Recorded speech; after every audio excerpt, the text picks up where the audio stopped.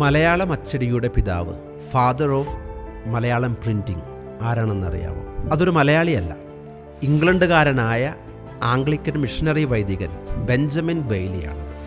CMS അഥവാ church missionary സൊസൈറ്റിയുടെ മിഷണറിയായി 1816 അദ്ദേഹം കേരളത്തിലെത്തുന്നത്. ഇന്ന് നാം കാണുന്ന രീതിയിലുള്ള വടിവത്ത മലയാളം അക്ഷരങ്ങൾക്ക് രൂപം നൽകിയത് അദ്ദേഹമാണ്. ബെയ്ലി വരുന്നതിന് മുൻപ് മലയാളം അച്ചടി വളരെ ദുഷ്കരമായിരുന്നു.